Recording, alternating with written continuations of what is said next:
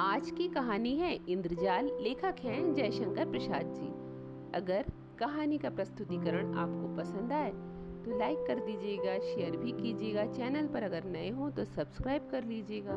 चलिए अब कहानी आरंभ करते हैं। गांव के बाहर एक छोटे से बंजर में कंजरों का दल पड़ा था। उस परिवार में टट्टू, भैंसे और कुत्तों को मिलाकर 21 प्राणी थे। उसका सरदार मैकू लंबी चौड़ी हड्डियों वाला एक अधेड़ पुरुष था। दया माया उसके पास फटकने नहीं पाती थी।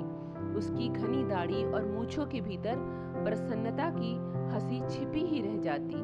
गांव में भीख मांगने के लिए जब कंजरों की स्त्रियां जाती तो उनके लिए मैकू की आज्ञा थी कि कुछ न मिलने पर अपने बच्चों को निर्दयता से गृहस्थ के द्वार पर जो स्त्री न पटक देगी उसको भयानक दंड मिलेगा। उस निर्दयी झुंड में गाने वाली एक लड़की थी और एक बांसुरी बजाने वाला युवक। ये दोनों भी गा बजाकर जो पाते वह मैकू के चरणों में लाकर रख देते। फिर भी गोली और बेला की प्रसन्नता की सीमा न थी। उन दोनों का नित्य संपर्क ही उनके लिए स्वर्गीय सुख था। इन घुमक्कड़ों के दल में ये दोनों विभिन्न रुचि के प्राणी थे। बेला बेड़िन थी। माँ के मर जाने पर अपने शराबी और अकर्मण्य पिता के साथ वह कंजरों के हाथ लग गई। अपने माता के गाने बजाने का संस्कार उसकी नस नस में भरा था। वह बचपन से ही अपनी माता का अनुकरण करती हुई अलापती रहती थी। शासन की कठोरता के कारण कंजरों का डाका और लड़कियों के चुराने का व्यापार बंद हो चला था। फिर भी मैकू अवसर से नहीं चूकता। अपने दल की उन्नति में बराबर लगा ही रहता। इस तरह गोली के बाप के मर जाने पर जो एक चतुर नट था, मैकू ने उसकी खेल की पिटारी के साथ गोली पर भी अधिकार जमाया। गोली महुअर तो बजाता ही था, पर बेला का साथ होने पर उसने बांसुरी बजाने में भी अभ्यास किया। पहले तो उसकी नट विद्या में बेला भी मनयोग से लगी, किंतु दोनों को भानुमती वाली पिटारी ठोकर 2-4 पैसे कमाना अच्छा न लगा। दोनों को मालूम हुआ कि दर्शक उस खेल से अधिक उसका गाना पसंद करते हैं। दोनों का झुकाव उसी ओर हुआ। पैसा भी मिलने लगा। इन नव आगंतुक बाहरियों की कंजरों के दल में प्रतिष्ठा बढ़ी। बेला सांवली थी। जैसे पावस की मेघमाला में छिपे हुए आलोक पिंड का प्रकाश निखरने की अदम्य चेष्टा कर रहा हो, वैसे ही उसका यौवन था। गोली के स्नेह की मदिरा से उसकी कजरारी आंखें लाली से भरी रहती। वह चलती तो थिरकती हुई, बातें करती तो हंसती हुई। एक मिठास उसके चारों ओर बिखरी रहती। फिर भी गोली से अभी उसका ब्याह नहीं हुआ था। गोली जब बांसुरी बजाने लगता तब बेला के साहित्यहीन गीत जैसे प्रेम के माधुर्य की व्याख्या करने लगते। गांव के लोग उसके गीतों के लिए कंजरों को शीघ्र हटाने का प्रयास नहीं करते। जहां अपने सदस्यों के कारण कंजरों का वह दल घृणा और भय का पात्र था, वहीं गोली और बेला का संगीत आकर्षण के लिए पर्याप्त था। किंतु इसी में एक व्यक्ति का अवांछनीय सहयोग भी आवश्यक था। वह था भूरे। छोटी सी ढोल लेकर उसे भी बेला का साथ करना पड़ता। भूरे सचमुच भूरा भेड़िया था। गोली अधरों से बांसुरी लगाए अर्धनिमीलित आंखों के अंतराल से बेला के मुख को देखता हुआ जब हृदय की फूंक से बांस के टुकड़ों को जीवित कर देता, तब विकट घृणा से ताड़ित होकर भूरे की भयानक थाप ढोल पर जाती। क्षण भर के लिए जैसे दोनों चौंक उठते थे। उस दिन ठाकुर के गढ़ में बेला का दल गाने के लिए गया था। पुरस्कार में कपड़े रुपए तो मिले ही, बेला को एक अंगूठी भी मिली थी। मैकू उन सबको देखकर प्रसन्न हो रहा था। इतने में सिरकी के बाहर कुछ हल्ला सुनाई पड़ा। मैकू ने बाहर आकर देखा कि भूरे और गोली में लड़ाई हो रही थी। मैकू के कर्कश स्वर से दोनों भयभीत हो गए। गोली ने कहा, मैं बैठा था, भूरे ने मुझको गालियां दी, फिर भी मैं कुछ ना बोला। उस पर उसने मुझे पैर से ठोकर लगा दी। अब भूरे बोला, और ये समझता है कि इनकी बांसुरी के बिना बेला गा ही नहीं सकती। मुझसे कहने लगा कि आज तुम ढोलक बेताल बजा रहे थे। भूरे का कंठ क्रोध से भर्राया हुआ था। मैकू हंस पड़ा। वह जानता था कि गोली युवक होने पर भी सुकुमार और अपने प्रेम की माधुरी में विह्वल, लजीला और निरीह था। अपने को प्रमाणित करने की चेष्टा उसमें थी ही नहीं। वह आज जो कुछ उग्र हो गया था उसका कारण है केवल भूरे की प्रतिद्वंदिता। बेला भी वहां आ गई थी। उसने घृणा से भूरे की ओर देखकर कहा, तो क्या तुम सचमुच बेताल नहीं बजा रहे थे? मैं बेताल ना बजाऊंगा तो दूसरा कौन बजाएगा? अब जो तुमको ये नए यार मिल गए हैं ना बेला, तुझको मालूम नहीं तेरा बाप मुझसे तेरा ब्याह ठीक करके मरा था। इसी बात पर मैंने उसे अपना नेपाली का दोगला टट्टू दे दिया था, जिस पर अब भी तू चढ़कर चलती है। भूरे का मुंह क्रोध के झाग से भर गया था। वह और भी कुछ बकता, किंतु मैकू की डांट पड़ी, सब चुप हो गए। उस निर्जन प्रांत में जब अंधकार खुले आकाश के नीचे तारों से खेल रहा था, तब बेला बैठी कुछ गुनगुना रही थी। कंजरों की झोपड़ियों के पास ही पलाश का छोटा सा जंगल था। उनमें बेला के गीत गूंज रहे थे। जैसे कमल के पास मधुकर को जाने से कोई रोक नहीं सकता, उसी तरह गोली भी कब मानने वाला था। आज उसके निरीह हृदय में संघर्ष के कारण आत्मविश्वास का जन्म हो गया था। अपने प्रेम के लिए, अपने वास्तविक अधिकार के लिए झगड़ने की शक्ति उत्पन्न हो गई थी। उसका छुरा कमर में था, हाथ में बांसुरी थी। बेला की गुनगुनाहट बंद होते ही बांसुरी में गोली उसी तान को दोहराने लगा। दोनों वन विहंगम की तरह उस अंधेरे कानन में किलकारने लगे। आज प्रेम के आवेश ने आवरण हटा दिया था। वे नाचने लगे। आज तारों की क्षीण ज्योति में हृदय से हृदय मिले, पूर्ण आवेग में। आज बेला के जीवन में यौवन का और गोली के हृदय में पौरुष का प्रथम उन्मेष था। किंतु भूरा भी वहां आने से नहीं रुका। उसके हाथ में भी भयानक छुरा था। आलिंगन में आबद्ध बेला ने चीत्कार किया। गोली छिटक कर दूर जा खड़ा हुआ, किंतु घाव ओछा लगा। बाघ की तरह झपटकर गोली ने दूसरा वार किया। भूरे संभाल न सका। फिर तीसरा वार चलाना ही चाहता था कि मैकू ने गोली का हाथ पकड़ लिया। वह नीचे सिर किए खड़ा रहा। मैकू ने कड़क कर कहा, बेला, भूरे से तुझे ब्याह करना ही होगा, यह खेल अच्छा नहीं। उसी क्षण सारी बातें गोली के मस्तिष्क में छाया चित्र सी नाच उठी। उसने छुरा धीरे से गिरा दिया। उसका हाथ छूट गया। जब बेला और मैकू भूरे का हाथ पकड़कर चले, तब गोली कहाँ जा रहा था इसका किसी को ध्यान न रहा।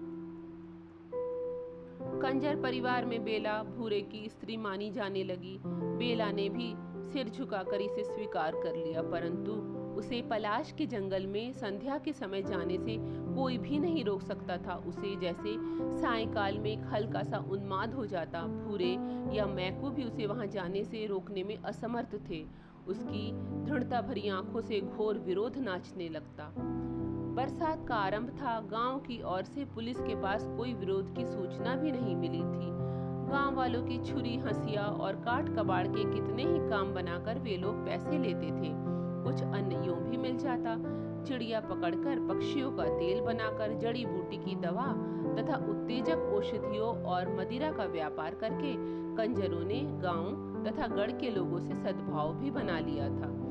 सबके ऊपर आकर्षण। बांसुरी जब उसके साथ नहीं बजती थी, तब भी बेला के गले में एक ऐसी नई टीस उत्पन्न हो गई थी जिसमें बांसुरी का स्वर सुनाई पड़ता था। अंतर में भरे हुए निष्फल प्रेम से युवती का सौंदर्य निखर आया था। उसके कटाक्ष, अलस, गति मदिर और वाणी झंकार से भर गई थी। ठाकुर साहब के गढ़ में उसका गाना प्राय हुआ करता था। छींट का घाघरा और चोली, उस पर गोटे से ढकी हुई ओढ़नी सहज ही खिसकती रहती। कहना ना होगा कि आधा गांव उसके लिए पागल था। बालक पास से, युवक ठीक ठिकाने से और बूढ़े अपनी मर्यादा आदर्शवादिता की रक्षा करते हुए दूर से उसकी तान सुनने के लिए, एक झलक देखने के लिए घात लगाए रहते। गढ़ के चौक में जब उसका गाना जमता तो दूसरा काम करते हुए अनमनस्कता की आड़ में मन योग से और कनखियों से ठाकुर उसे देख लिया करते। मैकू घाघ था, उसने ताड़ लिया। उस दिन संगीत बंद होने पर, पुरस्कार मिल जाने पर और भूरे के साथ बेला के गढ़ के बाहर जाने पर भी मैकू वहीं थोड़ी देर तक खड़ा रहा। ठाकुर ने उसे देखकर पूछा, क्या है सरकार, कुछ कहना है क्या? यह छोकरी इस गांव से जाना ही नहीं चाहती। उधर पुलिस तंग कर रही है। जाना नहीं चाहती क्यों? वह तो घूम घाम कर गढ़ में आ जाती है, खाने को मिल जाता है। मैकू आगे की बात चुप होकर कुछ कुछ संकेत भरी मुस्कुराहट से कह देना चाहता था। ठाकुर के मन में हलचल होने लगी। उसे दबाकर प्रतिष्ठा का ध्यान करके ठाकुर ने कहा, तो मैं क्या करूं? सरकार, वह तो सांझ होते ही पलाश के जंगल में अकेली चली जाती है, वहीं बैठी हुई बड़ी रात तक गाया करती है। एक दिन सरकार धमका दे तो हम लोग उसे लेकर आगे कहीं चले जाए। अच्छा। मैकू जाल फैलाकर चला आया। 1000 की बोहने की कल्पना करते वह अपनी सिरकी में बैठकर हुक्का गुड़गुड़ाने लगा। बेला के सुंदर अंग की मेघमाला प्रेम राशि की रजत रेखा से उद्भासित हो उठी थी। उसके हृदय में यह विश्वास जम गया था कि भूरे के साथ घर बसाना गोली के प्रेम के साथ विश्वासघात करना है। उसका वास्तविक पति तो गोली ही है।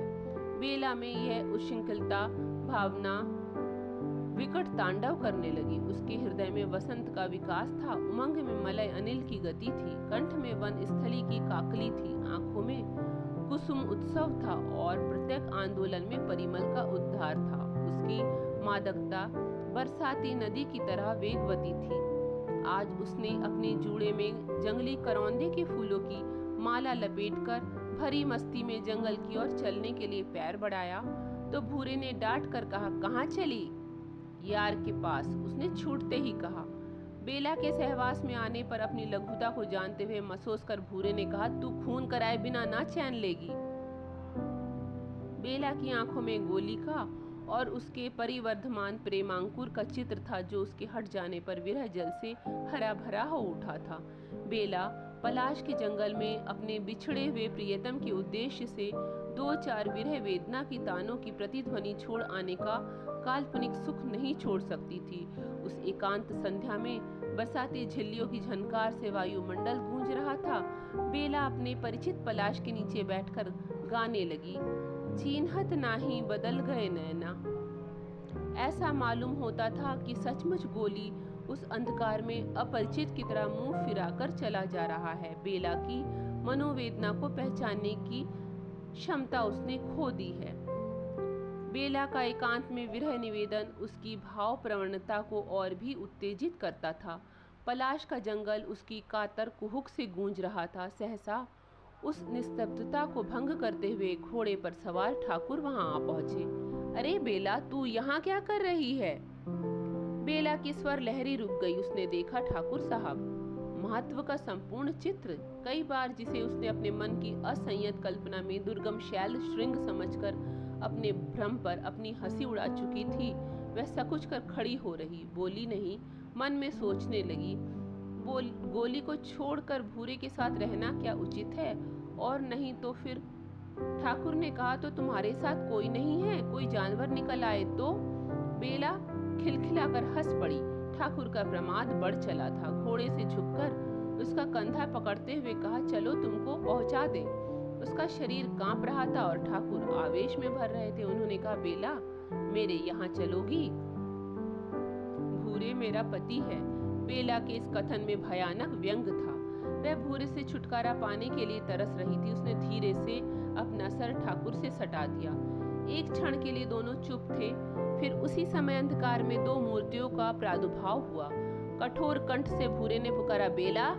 ठाकुर सावधान हो गए थे। उनके हाथ बगल की तलवार की मूठ पर जा पड़ा। भूरे ने कहा, जंगल में किस लिए तू आती थी, यह मुझे आज मालूम हुआ। चल, तेरा खून पिए बिना ना छोड़ूंगा। ठाकुर के अपराध का आरंभ तो उनके मन में हो चुका था। उन्होंने अपने को छिपाने का प्रयत्न छोड़ दिया। कड़क कर बोले, खून करने से पहले अपनी बात भी सोच लो। तुम मुझ पर संदेह करते हो तो यह तुम्हारा भ्रम है। मैं तो अब मैकू आगे आया। उसने कहा, सरकार, बेला अब कंजरों के दल में नहीं रह सकेगी। तो तुम क्या कहना चाहते हो? ठाकुर साहब अपने में आ रहे थे, फिर भी घटना चक्र से विवश थे।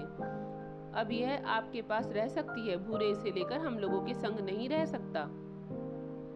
मैकू पूरा खिलाड़ी था। उसके सामने उस अंधकार में रुपए चमक रहे थे। ठाकुर को अपने अहंकार का आश्रय मिला। थोड़ा सा विवेक जो उस अंधकार में झिलमिला रहा था बुझ गया। उन्होंने कहा, तब तुम क्या चाहते हो? 1000। चलो मेरे साथ, कहकर बेला का हाथ पकड़कर ठाकुर ने घोड़े को आगे बढ़ाया। भूरे कुछ भुनभुना रहा था, पर मैकू ने उसे दूसरी ओर भेजकर ठाकुर का संग पकड़ लिया। बेला रिकाब पकड़े चली जा रही थी। दूसरे दिन कंजरों का दल उस गांव से चला गया। उपरोक्त घटना को कई साल बीत गए। बेला ठाकुर साहब की एकमात्र प्रेमिका समझी जाती है। अब उसकी प्रतिष्ठा अन्य कुलवधुओं की तरह होने लगी है। नए उपकरणों से उसका घर सजाया गया है, उस्तादों से गाना सीखा है। गढ़ के भीतर ही उसकी छोटी सी साफ सुथरी हवेली है। ठाकुर साहब की उमंग की रातें वहीं कटती हैं। फिर भी ठाकुर कभी कभी प्रत्यक्ष देख पाते हैं कि बेला उनकी नहीं है। वह ना जाने कैसे एक भ्रम में पड़ गए हैं। बात निभाने की आ पड़ी। एक दिन एक नट आया। उसने अनेक तरह के खेल दिखलाए। उसके साथ उसकी स्त्री थी। वह घूंघट ऊंचा नहीं करती थी। खेल दिखलाकर जब अपनी पिटारी लेकर जाने लगा तो कुछ मनचले लोगों ने पूछा, क्यों जी, तुम्हारी स्त्री कोई खेल नहीं करती क्या? करती तो है सरकार, फिर किसी दिन दिखलाऊंगा, कहकर वह चला गया। किंतु उसकी बांसुरी की धुन बेला के कानों में उन्माद का आह्वान सुना रही थी। पिंजड़े की वन विहंगनी को वसंत की फूली हुई डाली का स्मरण हो आया था। दूसरे दिन गढ़ में भारी जमघट लगा। गोली का खेल जम रहा था। सब लोग उसके हस्त कौशल में मुग्ध थे। सहसा उसने कहा, सरकार, एक बड़ा भारी दैत्य आकाश में आ गया है। मैं उससे लड़ने चाहता हूँ। मेरी स्त्री की रक्षा आप लोग कीजिएगा। गोली ने एक डोरी निकालकर उसको ऊपर आकाश की ओर फेंका। वह सीधी तन गई। सबके देखते देखते गोली उसी के सहारे आकाश में चढ़कर अदृश्य हो गया। सब लोग मुग्ध होकर भविष्य की प्रतीक्षा कर रहे थे। किसी को यह ध्यान नहीं रहा कि उसकी स्त्री कहाँ गई। गढ़ के फाटक की ओर सबकी दृष्टि फिर गई। गोली लहू से रंगा चला आ रहा था। उसने आकर ठाकुर को सलाम किया और कहा, सरकार, मैंने उस दैत्य को हरा दिया। अब मुझे इनाम मिलना चाहिए। सब लोग उस पर प्रसन्न होकर पैसों रुपयों की बौछार करने लगे। उसने झोली भरकर इधर उधर देखा, फिर कहा, सरकार, मेरी स्त्री भी अब मिलनी चाहिए। मैं भी, किंतु यह क्या? वहां तो उसकी स्त्री का पता नहीं। गोली सिर पकड़कर शोक मुद्रा में बैठ गया। जब खोजने पर उसकी स्त्री नहीं मिली तो उसने चिल्लाकर कहा, यह अन्याय इस राज्य में नहीं होना चाहिए। मेरी सुंदरी स्त्री को ठाकुर साहब ने गढ़ के भीतर कहीं छिपा दिया है। मेरी योगिनी कह रही है। सब लोग हंसने लगे। लोगों ने समझा यह कोई दूसरा खेल दिखाने जा रहा है। ठाकुर ने कहा, तो तू अपनी सुंदर स्त्री मेरे गढ़ में से खोज ला। अंधकार होने लगा था। उसने जैसे घबराकर चारों ओर देखने का अभिनय किया, फिर आंख मूंदकर सोचने लगा। लोगों ने कहा, खोजता क्यों नहीं? कहाँ है तेरी सुंदर स्त्री? तो जाऊं ना सरकार? हाँ हाँ, जाता क्यों नहीं? ठाकुर ने भी हंसकर कहा। गोली नई हवेली की ओर चला। वह निशंक भीतर चला गया। बेला बैठी हुई तन्मय भाव से बाहर की भीड़ झरोखे से देख रही थी। जब उसने गोली को समीप आते देखा तो वह कांप उठी। कोई दासी वहां नहीं थी। सब खेल देखने में लगी थी। गोली ने पोटली फेंककर कहा, बेला, जल्दी चलो। बेला के हृदय में तीव्र अनुभूति जाग उठी। एक क्षण में उस दीन भिखारी की तरह, जो एक मुट्ठी भीख के बदले अपना समस्त संचित आशीर्वाद दे देना चाहता है, वह वरदान देने के लिए प्रस्तुत हो गई। मंत्र मुग्ध की तरह बेला ने उस ओढ़नी का घूंघट बनाया। वह धीरे धीरे उसके पीछे भीड़ में आ गई। तालियां पिटी, हंसी का ठहाका लगा।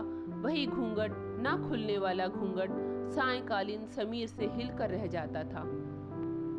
ठाकुर साहब हंस रहे थे। गोली दोनों हाथों से सलाम कर रहा था। रात हो चली थी। भीड़ के बीच गोली बेला को लिए जब फाटक के बाहर पहुंचा, तब एक लड़के ने आकर कहा, इक्का ठीक है। तीनों सीधे उस पर जाकर बैठ गए। इक्का वेग से चल पड़ा। अभी ठाकुर साहब का दरबार जम रहा था और नट के खेलों की प्रशंसा हो रही थी। तो ये थी आज की कहानी। धन्यवाद।